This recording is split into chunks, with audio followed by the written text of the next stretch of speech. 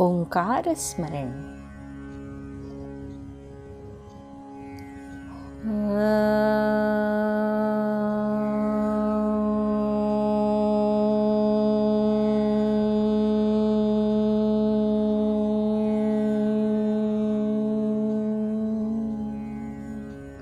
दोस्तों, आज जो कहानी मैं आपको सुनाने जा रही हूँ बड़ी ही रोचक कथा है। कथा का शीर्षक है संत की महिमा। महाराष्ट्र में एक महान संत हुए हैं। उनका नाम था एकनाथ। उनके पिता का श्राद्ध था। घर में हलवा बनने लगा, रसोई तैयार होने लगी। तभी वहां से कुछ अंत्यज परिवार गुजरे। हलवे की सुगंध उनकी नाकों में पड़ी। एक बच्चे ने अपने माँ से कहा, माँ, कितनी बढ़िया महक है। बेबसी से माँ ने कहा, बेटा, ऐसा खाना हमारे नसीब में कहाँ है। एकनाथ ने यह बात सुन ली। उन्होंने सोचा कि सबके शरीर में भगवान विराजमान हैं। तब इन लोगों के द्वारा ही भगवान का भोग क्यों न लगावें। यह सोचकर उन्होंने उन परिवारों को बुलाया और अपनी पत्नी गिरिजाबाई से कहा, यह सारा भोजन इन लोगों को दे दो। पत्नी पति से भी अधिक उदार थी। बोली, घर में खाना बहुत है, सबको बिठाकर भरपेट खिला दो।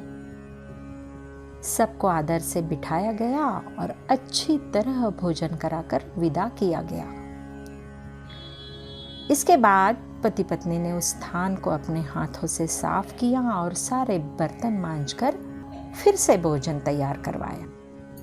किंतु जिन ब्राह्मणों को निमंत्रण दिया गया था, उन्हें यह बात मालूम हुई, तो उन्होंने आने से मना कर दिया। एकनाथ ने उनसे बहुत अनुनय विनय की, लेकिन वे आने को तैयार नहीं हुए। वह जमाना ही कुछ और था। एकनाथ बड़े हैरान हुए। अब क्या करें? तभी किसी ने कहा, महाराज, आप दुखी क्यों होते हो? आपने रसोई पितरों के लिए तैयार करवाई है, फिर चिंता की क्या बात है? खाना लगवाइए और पितरों को बुलाइए, वे आकर भोजन कर लेंगे। एकनाथ जी को यह सलाह पसंद आई। उन्होंने पत्तले लगा दी और कहा, आगतम। उनके इतना कहते ही सूर्य नारायण, चक्रपाणी और भानुदास तीनों पितर आ गए और अपने अपने आसनों पर बैठ गए। एकनाथ ने उनका पूजन किया और बड़े आदर और प्रेम से उन्हें भोजन कराया। पितर बड़े प्रसन्न हुए और उन्हें आशीर्वाद देकर अंतर्धान हो गए।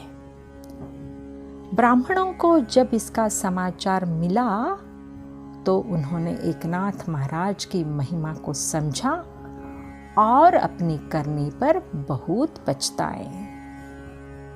धन्यवाद दोस्तों।